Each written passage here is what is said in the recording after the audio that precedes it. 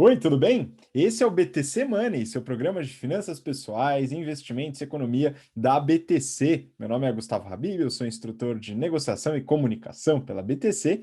E no episódio de hoje a gente vai falar um pouco sobre consórcios. É isso aí, consórcio. Talvez você nunca tenha ouvido falar ou entrado no assunto, né, no detalhe. Talvez você tenha até já entrado num consórcio. Vamos entender um pouquinho melhor do que se trata, quais são as vantagens, desvantagens, bater um papo sobre este tipo de produto. Bom, para me acompanhar aqui, né, estou com o Rafael Lopes, instrutor de risco e performance do nosso curso de mercado financeiro. Fala aí, Rafa, tudo bem? Fala pessoal, prazer estar com vocês novamente. Bora lá falar sobre consórcio. Todo mundo quer comprar uma casa, um carro, vamos destrinchar isso aí. Exatamente, tem vários tipos, a gente vai comentar aqui também. E para acompanhar e trazer muito conteúdo para a gente também, Marco Palhares, instrutor de investimentos do nosso curso de business. Fala, Marquinho. É isso aí, mestre Habib. É sempre uma honra, um prazer participar do nosso BTC Money, desse que será o nosso episódio de número 69. Vamos que vamos, Habib. Pois é, vamos que vamos. A gente vai comentar sobre consórcio aqui, né? Como eu já adiantei, e fica, claro, né? O nosso velho disclaimer que o Marquinho manda fazer, né? Nada do que a gente fala aqui é algum tipo de recomendação, seja de investimento, seja de endividamento ou o que quer que seja, tá, pessoal? Então, saibam sobre os produtos, procurem se informar, conhecer melhor. Na hora de investir, né, ou de fazer algum planejamento financeiro, conte com um profissional dedicado à sua própria carteira, né, de preferência um profissional certificado, né, que tenha uma experiência boa para te ajudar de forma pessoal. E você fica aí bem estudado para também não ser engambelado por profissionais ruins que estão cheios no mercado. Bom, vamos lá então, pessoal. Começando, pedindo só para você dar uma olhada lá no nosso site btcompany.com.br, dá uma olhada nos cursos que a gente está com inscrições abertas, General Business Program, Strategy and Finance, para quem tem mais experiência de mercado, gestão de times, e também o General Finance Program, para quem tem interesse em alavancar a carreira no mercado financeiro. Bom, vamos lá então. Marquinhos, é o seguinte, consórcio. Consórcio é um tema que eu particularmente conheço superficialmente, né? Nunca aderi a um consórcio, mas é importante a gente saber um pouco mais. Então, se você puder contar um pouco o que que é um consórcio, o que que se trata esse negócio, Marquinhos? Consórcio, Habib, é uma ferramenta financeira na qual várias pessoas se juntam, cada um coloca um pouquinho todo mês, esse pouquinho vira um pocão, né? Que serve para justamente comprar aquele ativo desejado, né? Uma coisa que é importante ao longo do tempo, todos daquele grupo serão contemplados, né? Receberão a grana para ir comprar aquele ativo desejado. E o que é o ativo, né? Existe consórcio de quê? Né? O principal tipo de consórcio que a gente ouve muito falar é o consórcio imobiliário, né? E eu peguei aqui uns dados, Habib, aqui da Associação Brasileira de Administração de Consórcios, a BAC. Em 2020, tínhamos mais de 1 milhão de participantes ativos nos consórcios imobiliários. Perfeito? Ou seja, ao longo do tempo, né, os participantes colocam o valor, né, que é gerido por uma administradora. Esse valor, um pouquinho de muita gente, vira um pocão para o contemplado comprar o seu imóvel. Além da compra do imóvel, Habib, existem consórcios variados, né? É bem comum aqui no Brasil consórcios de veículos também. Tá? Então, só para a gente ter uma ideia, ano passado a gente tinha 4 milhões, mais de 4 milhões de participantes ativos nos consórcios de veículos leves. Né? Quando a gente vai para consórcio de moto, mais de 2 milhões de participantes ativos, tá? Mas não para por aí, Habib, né? Então, eu tenho um sonho de realizar de comprar uma casa, tenho um sonho de comprar um carro, uma moto, mas o consórcio ele serve para outras coisas, como por exemplo serviços. Então, por exemplo, existem consórcios que vão proporcionar para o participante um valor para, por exemplo, uma reforma de uma casa, uma festa, viagens, cirurgias plásticas e até educação, tá, Habib? Então, qual que é o conceito geral? Junta-se um grupo de pessoas, né, e eles financiam os bens para os contemplados, né? Obviamente, são poucos, né, contemplados todo mês e ao longo de todo o período, todos daquele grupo serão contemplados.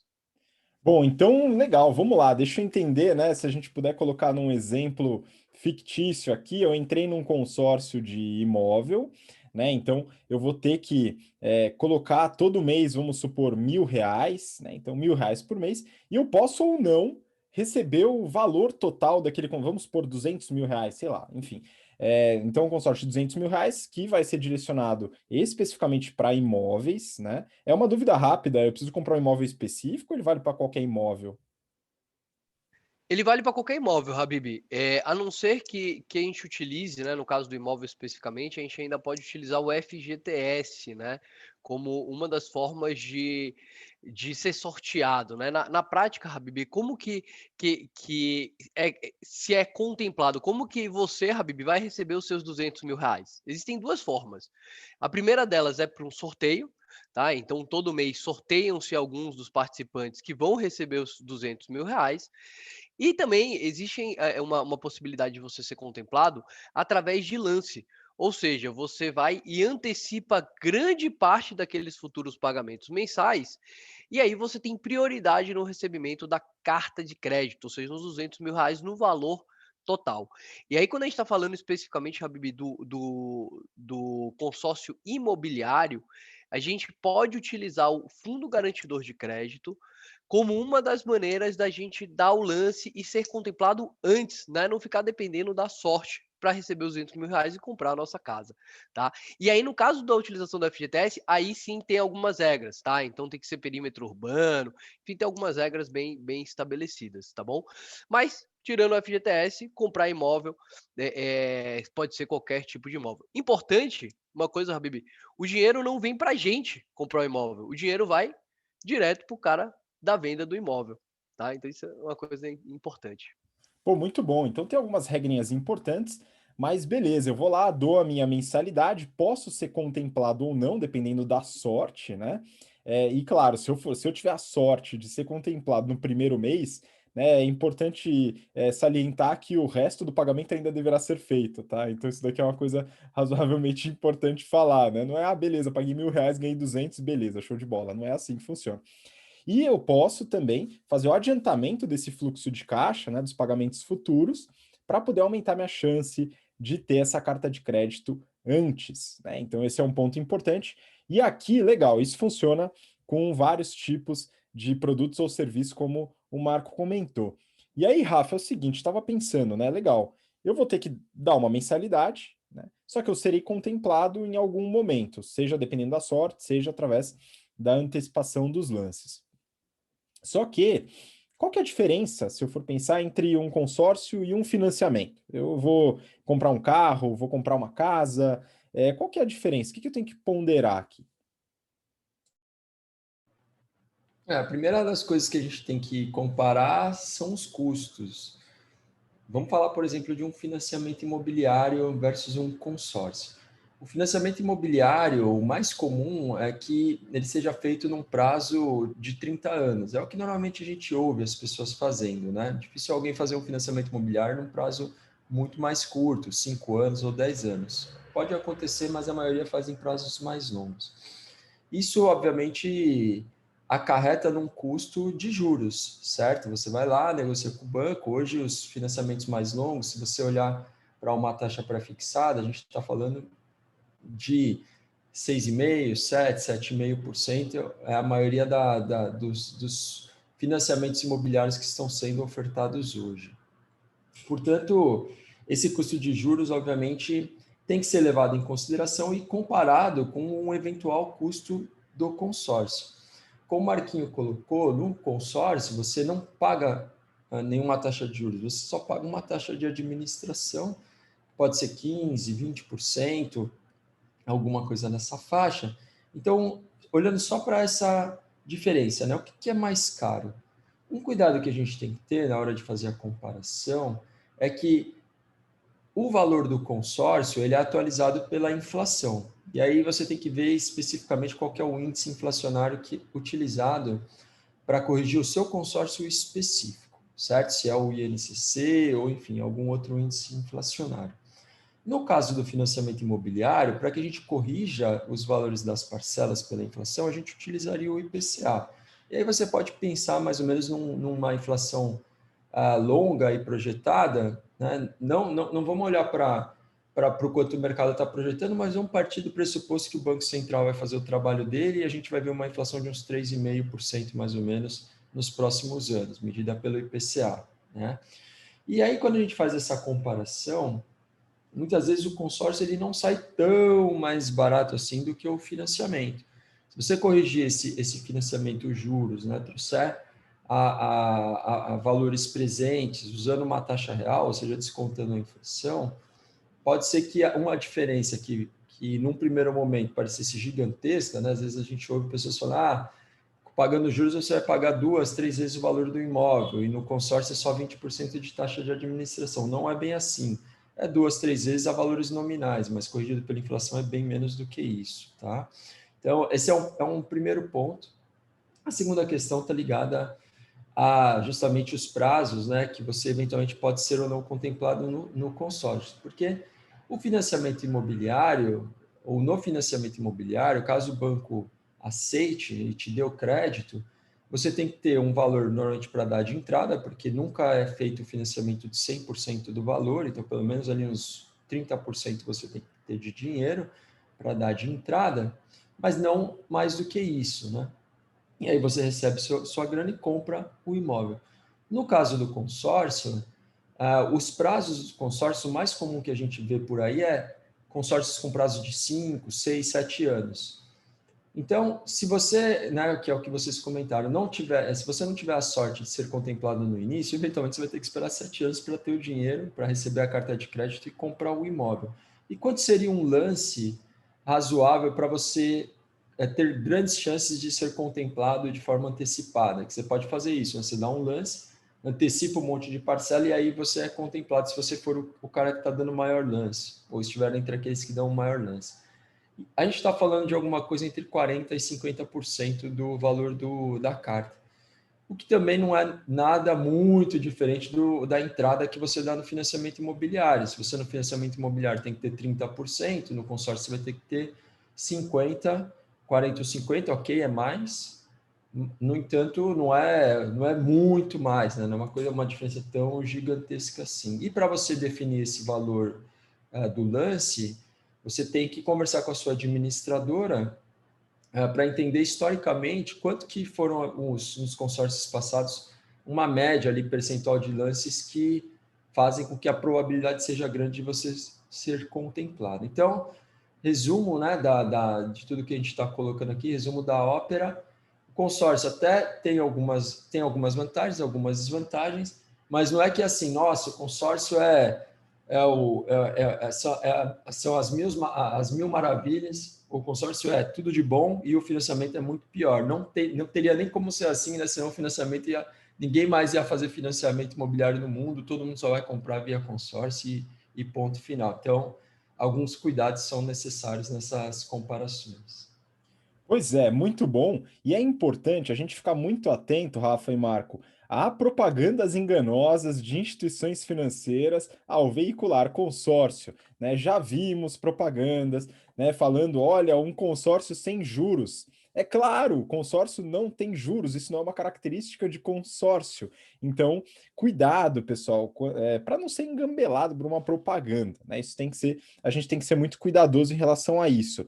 Porém, como o Rafa comentou, a gente deve fazer uma análise mais séria, tanto em relação ao que seria o valor de um imóvel ou de um veículo financiado, né? Porque ao longo do tempo e descontado da inflação, talvez não seja todo aquele pesadelo de 2, 3 vezes o valor do bem que você ia comprar, e você recebe, claro, o crédito, né, imediatamente, né, no fechamento do contrato, e o consórcio pode ter alguns benefícios financeiros também ao longo do tempo, dado que não tem essa cobrança dos juros, mas tem a taxa de administração. Agora, Marquinho, não sei se você quer complementar alguma coisa com o que o Rafa comentou, mas eu acho legal trazer um pouco de quem são as maiores administradoras de consórcios, falar um pouquinho dessa dinâmica do mercado. Legal, Habib, excelente. Todo consórcio ele tem que ter uma administradora que é justamente quem vai organizar todo esse grupo, né? E aqui no Brasil a gente tem em primeiro lugar, Fiat Consórcios, tá? Consórcio Luiza, Dizal Consórcio, Caixa Seguradora, Porto Seguro, Unifisa, e aí sétimo lugar, Embracon Consórcio, oitavo, Santander, né? Então esses são os grandes grupos que organizam esses grupos, né, de interessados em fazer uma compra, né, de algum tipo de ativo. É importante mencionar, Habib, que você pediu para eu dar uma complementada no Rafa, né? Como é que funciona o valor que eu pago todo mês para um consórcio, né? Vamos usar aquele exemplo que você trouxe antes, né? Vamos supor que a gente está contribuindo com R$ 1.000 por mês e a gente quer uma carta de crédito de R$ 200.000. Perfeito? Exemplo teórico aqui, uma carta de 200 meses, tá? Nem sei se existe isso daí, mas beleza. Uma carta de 200 meses, porque cada mês eu coloco R$ 1.000, né? E aí se a gente tiver 200 integrantes nesse grupo, né, todo mês esses 200 integrantes colocam R$ 1.000, a gente tem R$ 200.000, que aí serve para contemplar aí um dos membros do grupo. Mas essa não é a única, não é o único pagamento que a gente faz, né? Que é chamado de fundo comum. É o dinheiro que vai para efetivamente a compra do ativo. Além desse dinheiro, a gente tem a taxa de administração, que o Rafa falou muito bem, né? Que normalmente seria algo em torno de 20%. E aí uma coisa bem engraçada é que aqui no consórcio eles não usam matemática financeira, né? Então se a taxa é 20%, eles pegam 20% e dividem direto pelo número de meses, né? Então no caso do nosso exemplo, 200 meses, 0,1% todo mês. Ou seja, Habib, quando eu coloco R$ 1.000 todo mês, além dos R$ 1.000 que vai para o fundo comum, eu ainda tenho que colocar 0,1% dos 200 mil como taxa de administração. Além dessas duas taxas, a gente ainda tem uma taxa chamada de fundo de reserva, justamente para calcular a inadimplência, né? Então, se no meio do caminho algumas pessoas do grupo não continuarem pagando, né? Então tem-se normalmente uma taxa pequenininha ali como fundo de reserva para suportar a inadimplência, e se no final do prazo não foi utilizado, essa taxa de inadimplência da taxa de reserva volta para os participantes do grupo. E além desses 3 pontos, a BB ainda tem um quarto ponto que entra ali no pagamento, né, do boleto do consórcio, que é o seguro. Né? Normalmente todos esses consórcios têm algum tipo de seguro. É mais comum ter seguro de ausência, seguro de invalidez, mas alguns consórcios têm inclusive seguros contra a perda de emprego, seguros que, caso o participante não consiga arcar, aquele seguro ele entra para continuar pagando ali o valor das cotas e garantir que todo o grupo será sorteado. Tá, Habib? Pô, excelente, Marquinho. E aí eu queria fazer uma pergunta para vocês aí, a visão de vocês, porque eu já ouvi falar, né, de pessoas que consideram consórcio um tipo de investimento. E isso está relacionado a algo que a gente já discutiu aqui. Então, pessoal, para vocês compreenderem na totalidade a discussão aqui, tem um monte de episódio passado que vai ajudar. Então, o Rafa falou do INCC, né, e tem outros índices de inflação que a gente discute nos episódios sobre índices de inflação, né? A gente já falou sobre financiamento imobiliário, então vale a pena entrar nesse detalhe também. E agora a gente vai falar um pouquinho sobre economia comportamental, né? Por quê? Porque a pessoa que entende o consórcio como um investimento, né? Ela parte daquele princípio de que ela deve separar um pouquinho no mês, se obrigar a separar aquele pouquinho no mês para se forçar a investir. Tem gente que pensa na previdência dessa forma, né, também, né? Então, bom, eu vou aderir a um plano de previdência porque aí todo mês o dinheiro vai ser retirado da minha conta e ele vai exercer aquela força que eu não tenho para fazer aquela segmentação do meu dinheiro, né? E eu queria saber de vocês, não sei quem quer comentar esse assunto primeiro. Eu posso considerar o consórcio algum tipo de investimento, pessoal? O que vocês acham?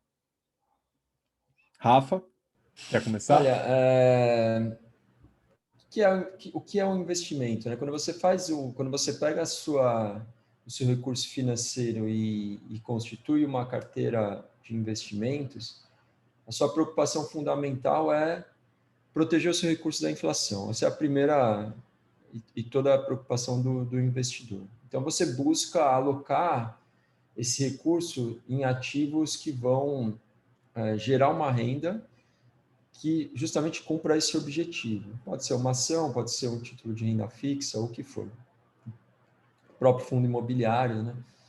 Sobre esse aspecto, sobre esse ponto de vista, colocar o seu dinheiro num consórcio perde um pouco desse caráter, dessa característica, né? Claro que quando você deixa o seu dinheiro nesse fundo que está sendo administrado, você paga a taxa de administração, se houver um índice de inflação de correção, o cara que está fazendo, né, o administrador, a administradora que está fazendo a gestão desse recurso, olhando para a inflação dos imóveis lá fora, tem que alocar esse recurso de tal maneira que ele também seja, de alguma maneira, protegido do efeito corrosivo da inflação, senão aquele dinheiro se perderia com o passar dos anos, né? Perderia o seu valor por conta do efeito monetário. Então, assim, por um lado o seu objetivo de comprar um imóvel não é um objetivo que você fala assim, eu estou comprando um imóvel para ganhar dinheiro, para, de alguma maneira, fazer que isso se valorize com a inflação, que eu ganhe mais do que a inflação, mas, ao mesmo tempo, esse recurso está sendo ali gerido e administrado e aplicado em ativos financeiros que, certamente, essa estratégia é uma estratégia que está olhando para isso e que vai proporcionar algum tipo de proteção contra a inflação. Pode ser que não seja um índice IPCA, exatamente a referência, mas algum índice inflacionário. Então, eu diria que é não e sim, né? Não porque o seu objetivo não é exatamente proteger o seu recurso da inflação, multiplicar o seu patrimônio ou gerar uma renda específica, mas, ao mesmo tempo, esse recurso está sendo gerido, está sendo administrado com essa preocupação de proteção contra a inflação. Mas, originalmente, então, a resposta acho que seria não, né? Porque não é o objetivo primordial do consórcio. Boa! E você, Marquinho, o que você observa aí sobre esse ponto? Concordo completamente com o Rafa, né? Então, eu tenho dinheiro aqui que estou alocando para investimento. Definitivamente não coloque em consórcio, né? Porque você vai pagar a taxa de administração, você vai pagar seguro, que talvez você não precise, né? Que se você quiser um investimento, volta nos nossos episódios aqui, nos últimos 68 episódios aqui do BTC Money. A gente fala bastante sobre vários tipos de investimento. Eu vejo o consórcio como uma ótima forma de efetivamente realizar algum sonho, né? De consumir alguma coisa. Então, eu quero comprar um imóvel. Comprar um imóvel não é fácil, né? Para ninguém. Você precisa de uma grana inicial muito grande. Pô, como que eu posso fazer isso?